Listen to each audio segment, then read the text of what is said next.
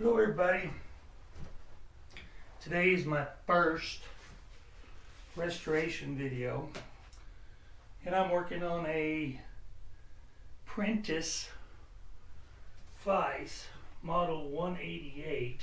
This is my heated ultrasonic cleaner. I'm going to pull a part out of here and put another one in. I have pictures of this before I started, and I know I should have started the video earlier, but here's the base and the main jaw, and a lot of what I'm doing is just to make sure this is a solution of citric acid and water. It's heated up about 140 degrees. It's coming out. Gonna get some fine tuning to get all the crinkly paint and stuff off of it, but this is what it looks like. And I'm gonna set it down. Look at these other pieces in the basket. They seem to be coming along very well. I'm going to get them out of here. I will be right back. Well, I'm going to start cleaning, getting these things ready to paint. Here's the base. I don't know what the 92 means on there, but the ultrasonic did a pretty good job. So I think I'll just start at the bottom and work my way up. It's just going to be a whole lot of cleaning. Do a lot of restoration stuff, and I watch a lot of other people do a lot of restoration, and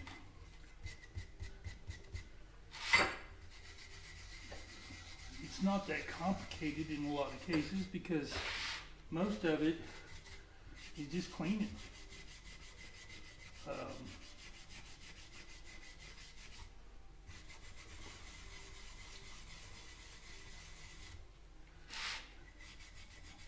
Kind of rough. Cast steel is not smooth, so you have a lot of things that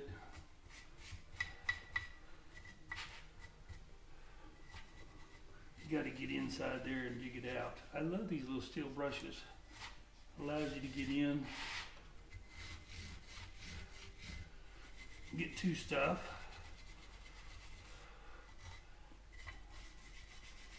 But for the most part, this was a really nice vise. Tried to learn a little bit about Prentiss vices out of New York. Apparently they're highly desirable.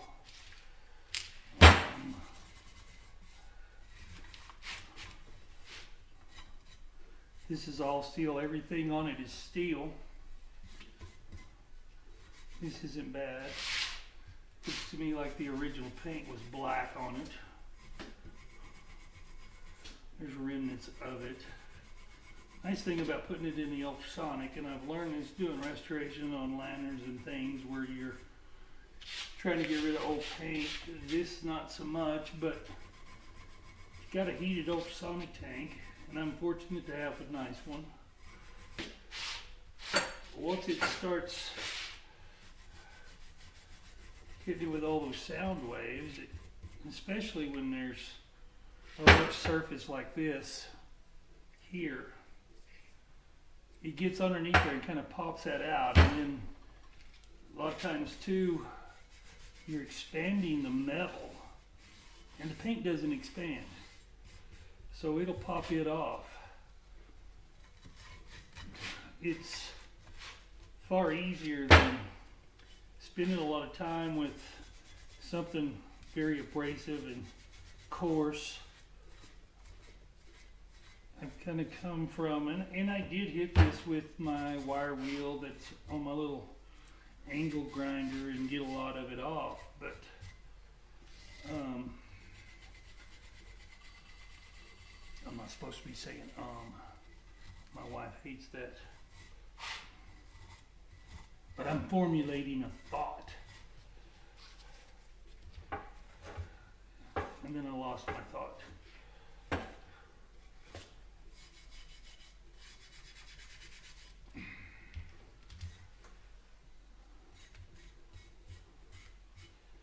That's good for now. I've got some flash corrosion going on down in here.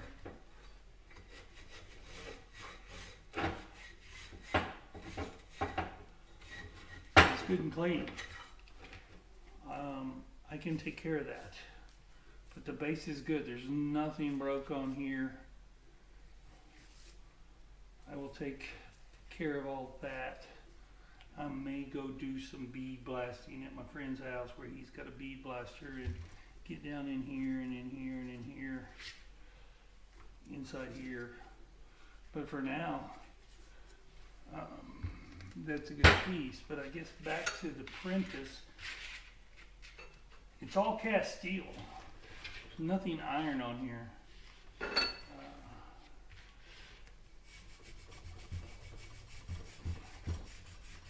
Which I don't know when the majority of tool makers went to using cast iron on most of their vices. It's a cost thing.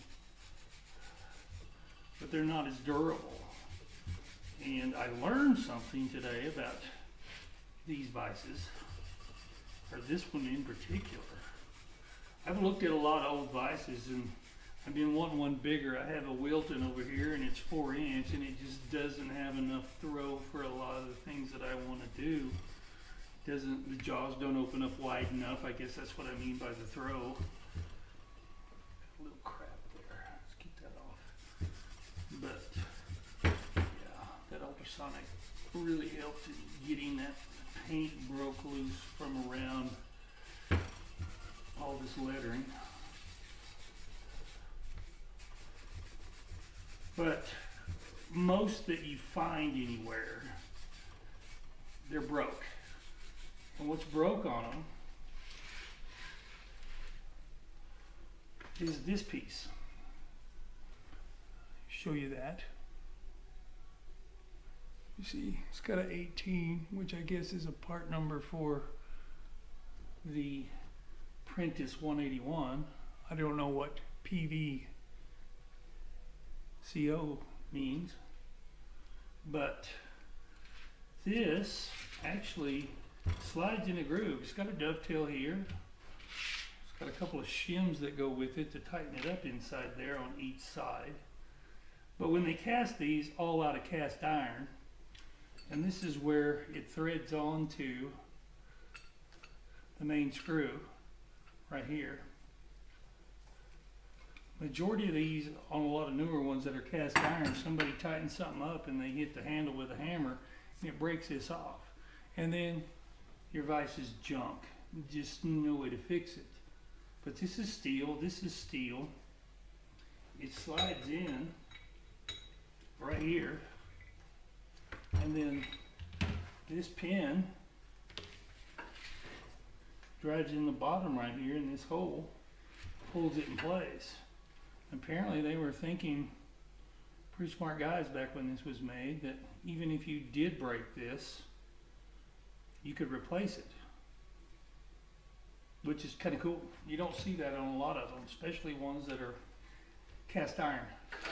They just cast that into this base, and when it's broke, you got a piece of junk.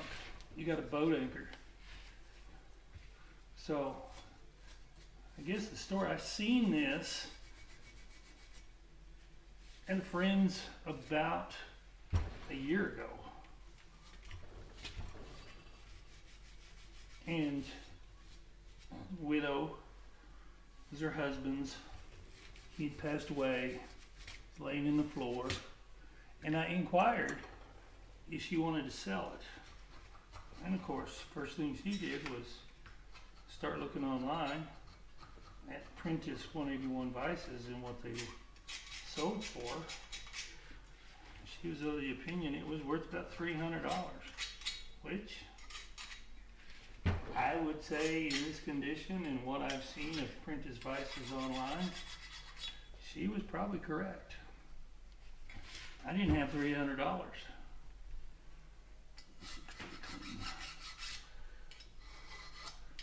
So, over this year, there's been numerous times where I've helped her out in a situation or two. Mainly through my brother. It's really his friend. And helping the both of them out and trying to get them through life. Both of them are disabled and on fixed incomes and such. But yesterday, after doing some love thy neighbor and brother and stuff, things to help them out, I was asked to come in here. I need you to do something for me, and I went back and said, here, you've done so much, you can have this. And I offered to give her some money for it. I was told, no, you've already given enough, which I don't know, I guess I'll continue to help, but I was very appreciative. I can see while I'm wire brushing this, it's getting down to, still leaves a residue on here. Now I clean, I'm around a lot of cleaning of metal in what I do for a living.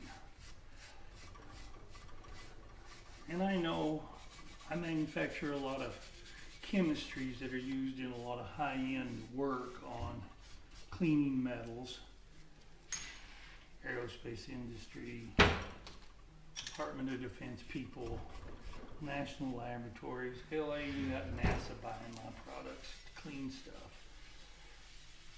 So I know a thing or two about cleaning stuff up and what's acceptable, what's not acceptable. The biggest part of this high-end cleaning is, first, don't harm anything.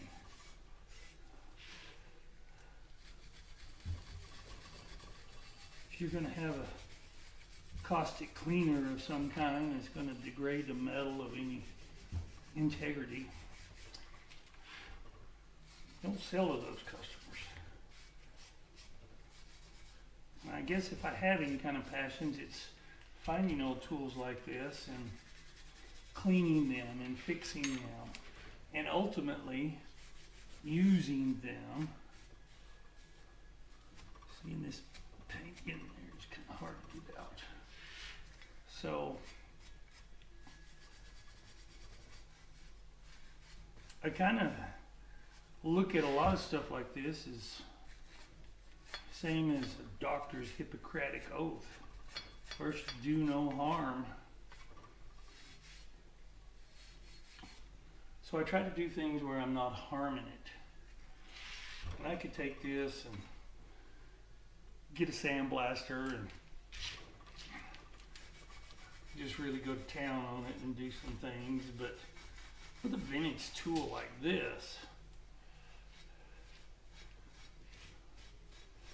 I just kind of want to get it clean. I want it to show its age, and I want it to show the scars that it's had in its life.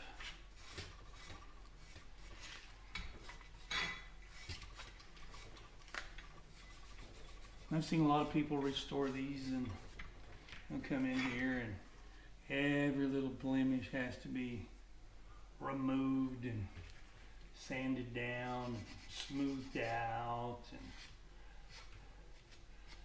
there's only so much metal. Take it away, you're never going to get it back. And I guess it depends on exactly what the tool is, and what its intent is.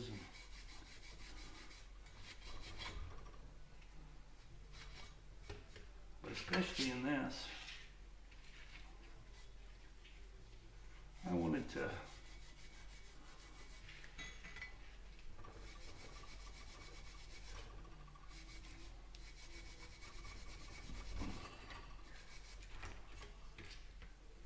remain as original as it possibly can. And the best thing about this thing, number one, is that it is not broke. It is not damaged. It's not going to require grinding and welding or brazing something back together and hoping that it's going to work. But there again, it was a quality cast steel tool. It is held up. It hasn't had too many sledgehammers thrown at it. Look at that. People were proud to put their name on something.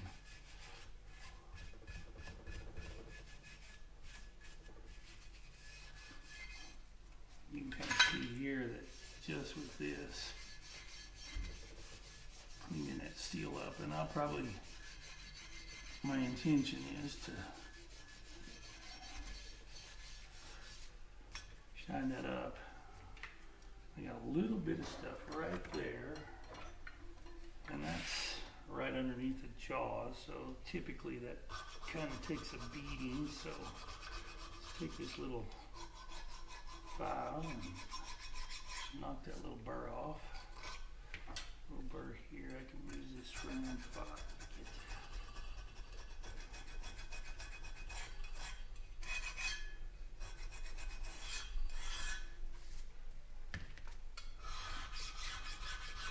And this is my first ever restoration video, so we'll see how that goes.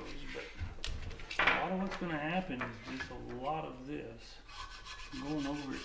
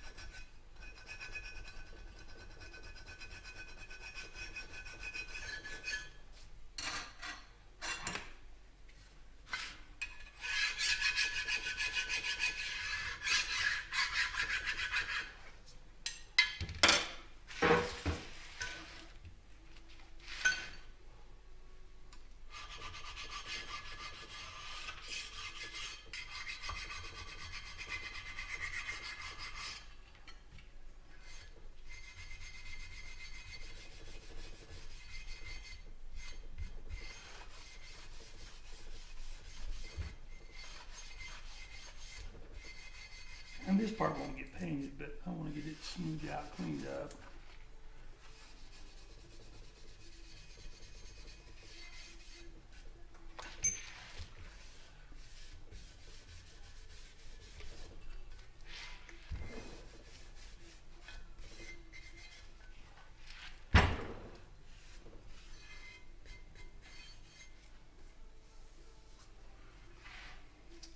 I guess these all have part numbers. You can see here, there's an 8 that was stamped right here. It goes to the 181.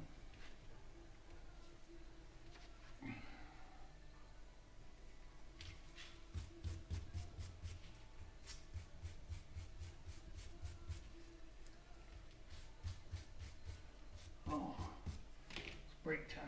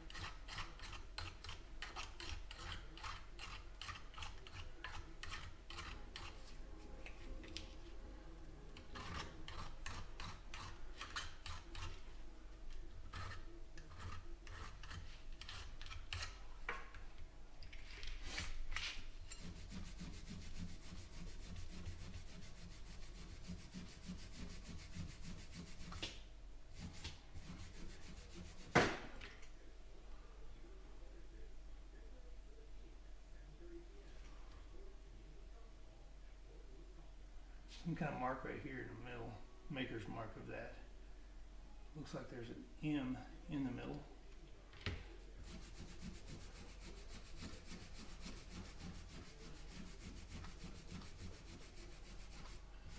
Originally this was black.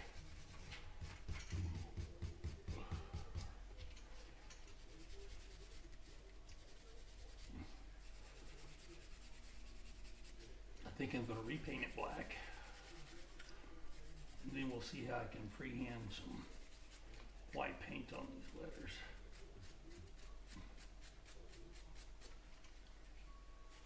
Oh, here's where we need some file work for sure.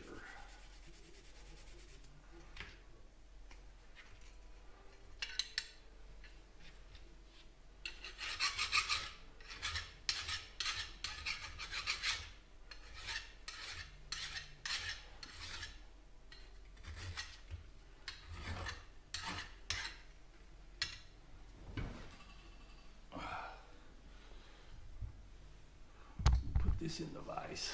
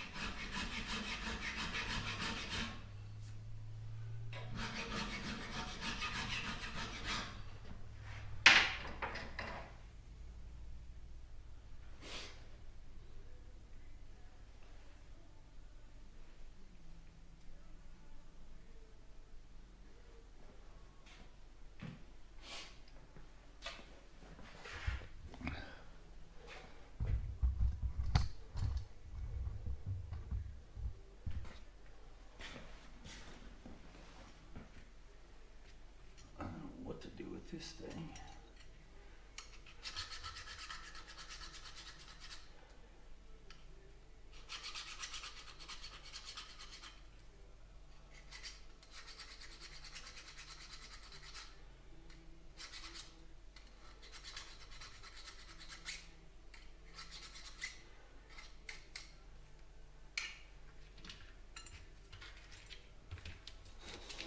This washer cleans up.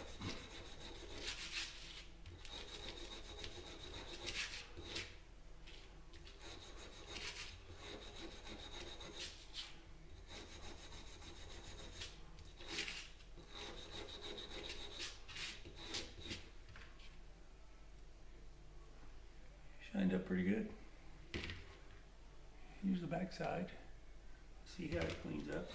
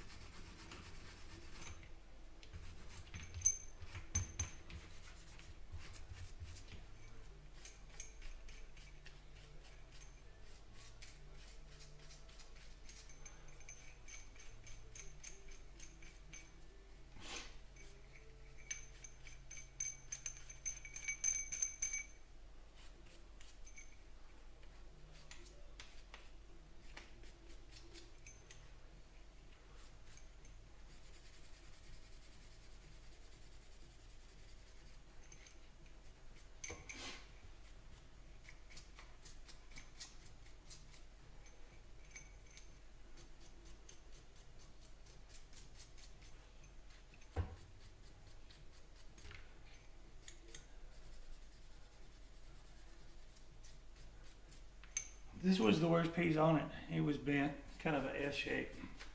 Somebody had hammered on it to tighten it up. It's the nut for the screw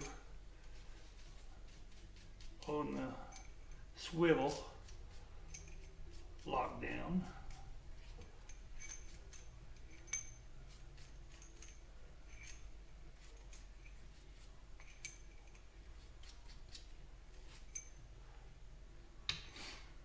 Okay,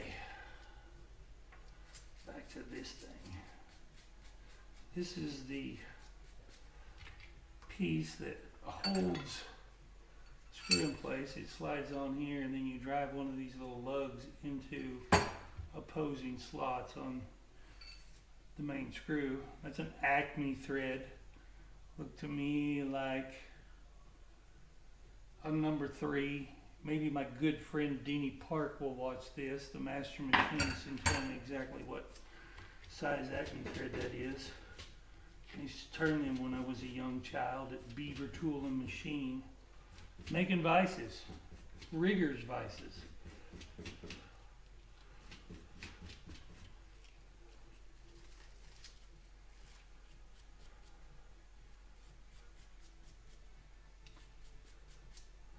So that one's done, that one's done.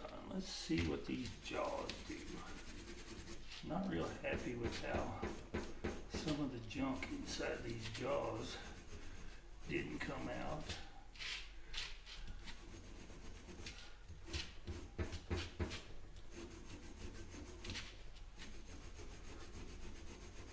Like there's some silver stuff in there. It's probably some kind of metal, probably aluminum. I would guess by the color of it being very shiny, but it's not being very soft and coming out of there.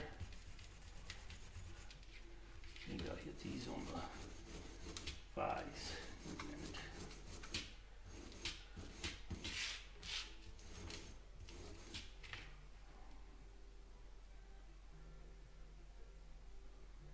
I noticed on this one, there's some boogers from welding. How they got in there, I don't know.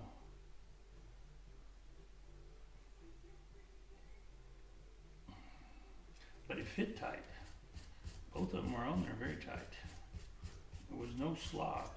And this machined edge going against the machined edge here, very tight.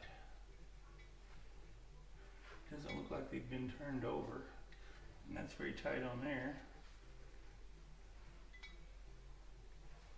And looks to me like it's goes one way and that's it. So these are going to take some work. Kind of get them down to where got all the residue off of them. And I think I can get a file in here and clean this up.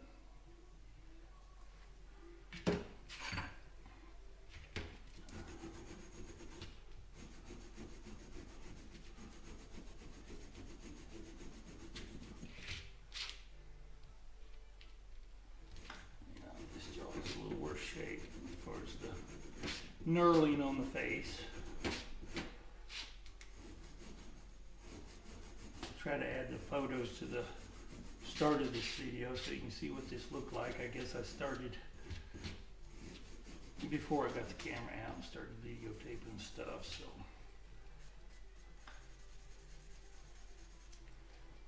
a lot of these restoration videos, they show them tearing it all down and getting there, and I guess I should have done that to be as good as those guys.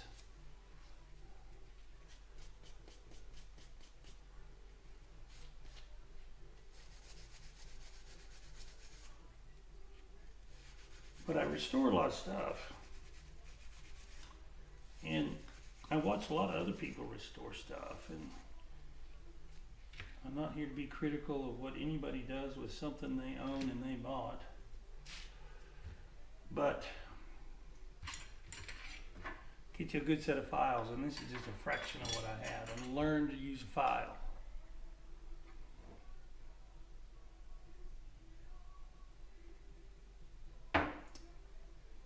Angle grinders are nice, but they're not the end all be all.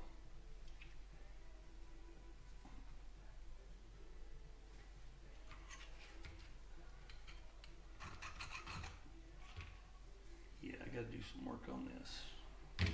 Let's back up again.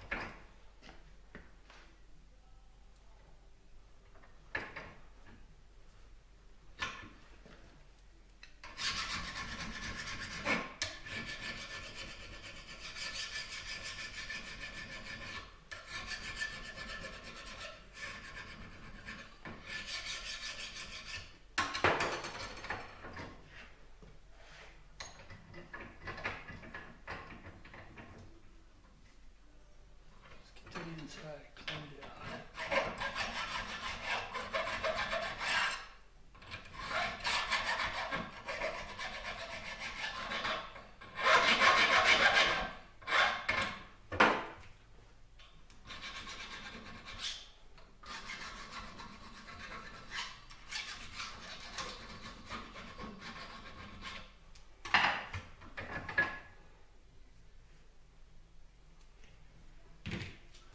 This thing.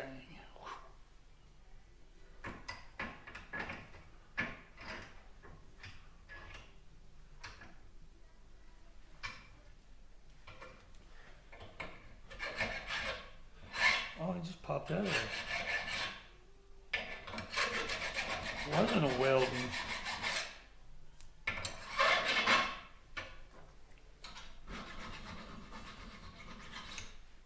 Which is cool.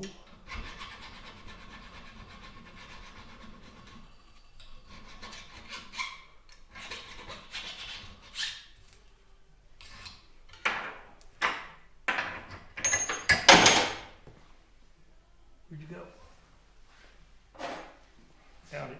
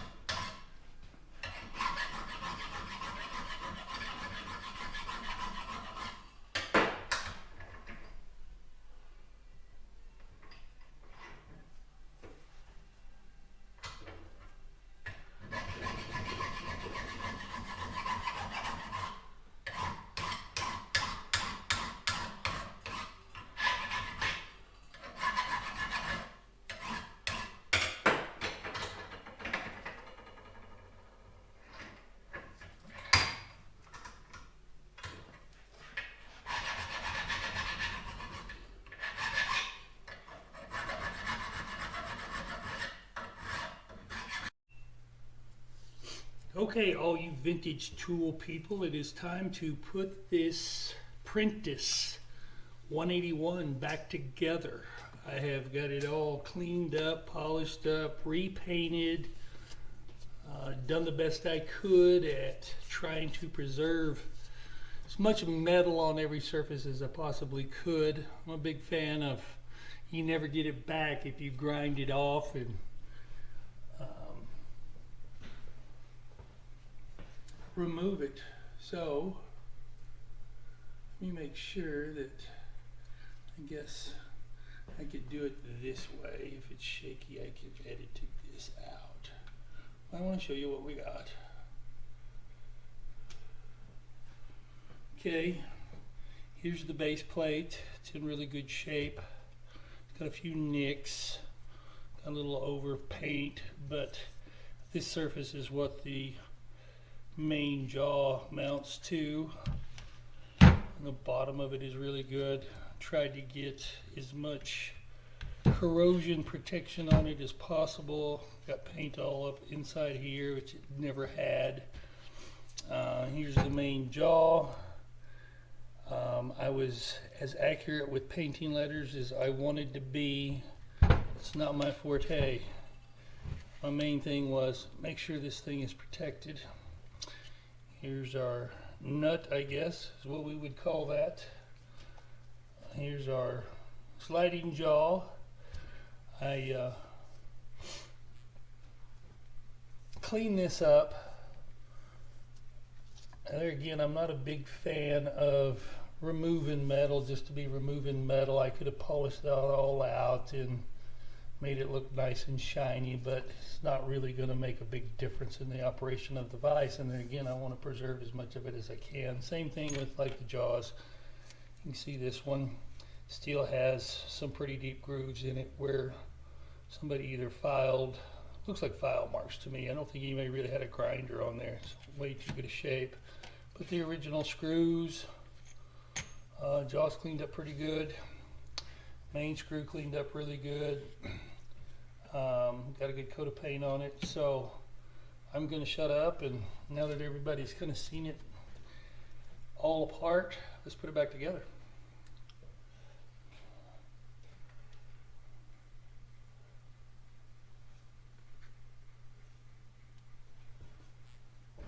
See where we're at. Okay. The main thing that I'm going to do before I do anything else is that I'm going to put a little penetrating oil here. This is not straight olive oil, but I love olive oil on metal. I do a lot of work with axes and hatchets and things of that nature, and there's a lot of different, everybody has their preferred method, but olive oil is a penetrating oil. It will soak into all of the pores and fissures of your steel. Stay there, won't deteriorate. Don't need a lot, I just want enough on there to where it's protective and it slides easy. I'll do the same thing with this screw, bolt, I guess. Let's do it like this. Let's get some stuff on there.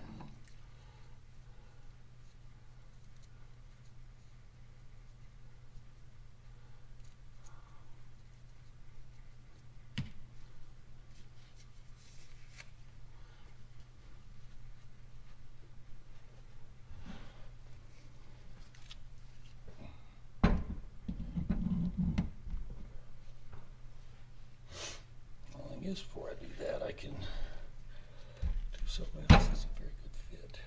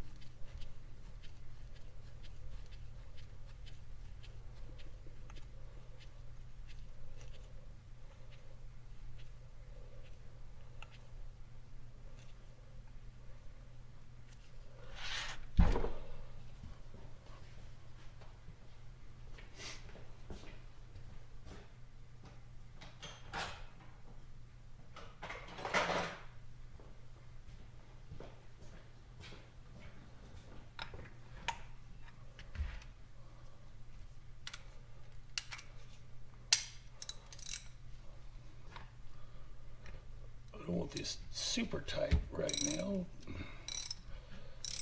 But we're gonna snug it up about like that.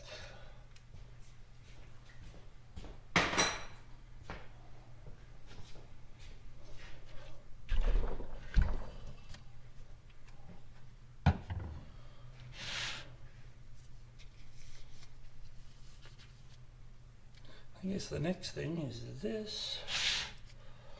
Let's see how well that goes for us.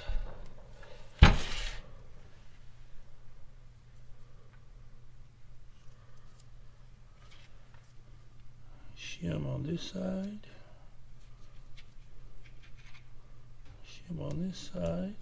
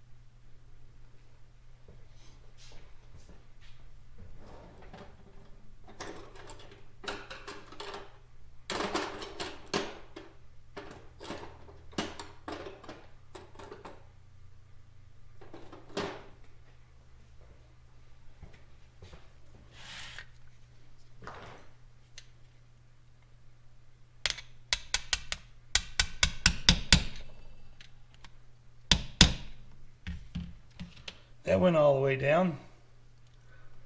I don't know. I'm going to get this other shim in. Had to.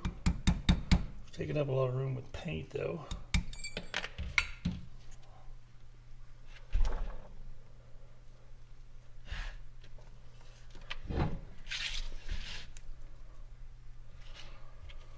And then to hold that in place is this pin.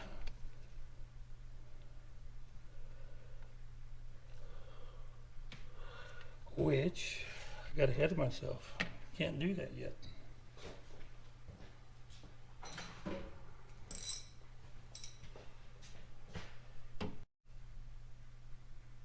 Okay, had to back up a little bit. Guess you would call this the nut or the main female thread for the main screw. And it's tapered. It's probably a 45-degree angle on both sides of that. It slides in the groove, and it came out with two shims, one on the side and one underneath the bottom of it. That's held in place by this pin, which goes up through the bottom. So I had to take this off, and I thought, well, let me back up. Let's get this pin back in there. It goes like that.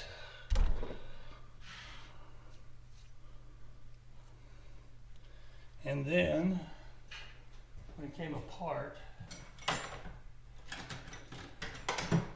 they had that pin right here, slightly bent over. I'm gonna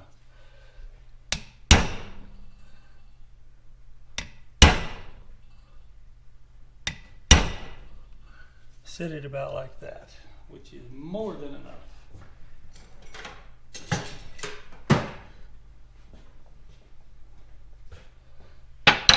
And then also we have this metal surface that I'm going to go ahead and oil up now as well.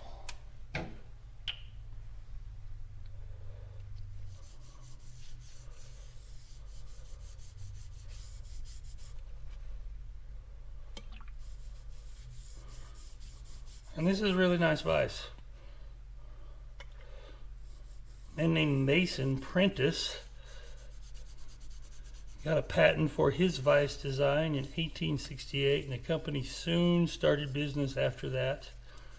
Their main manufacturing was Watertown, New York. Sales office, I guess their corporate office was New York City. And they made Prentiss vices up until 1948 or 50.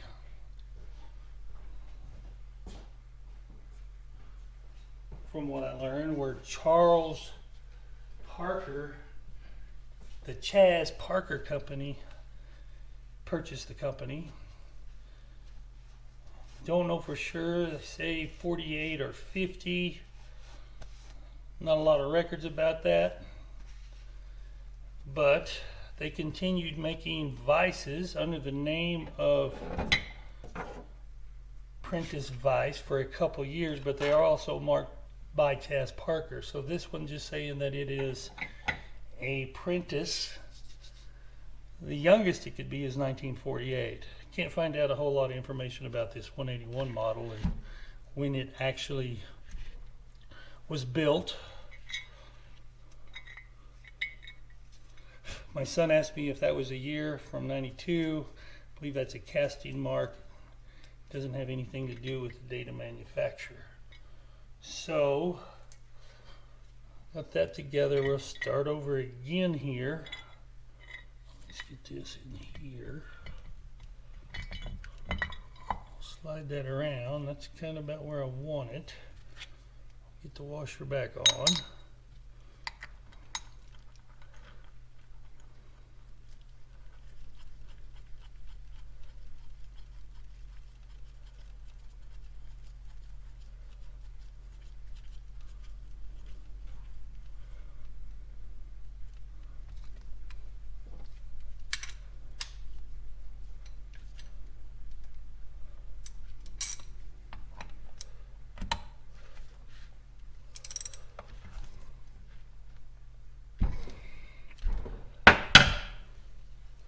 Okay, that's done.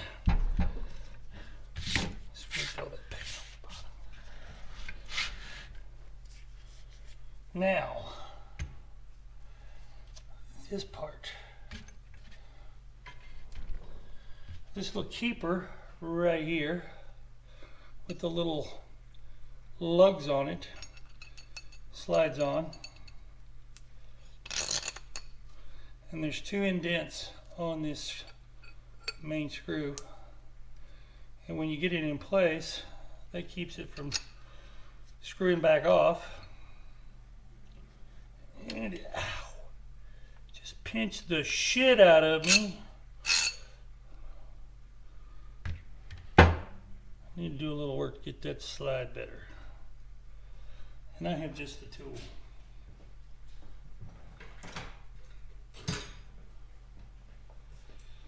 Don't know what is burring it.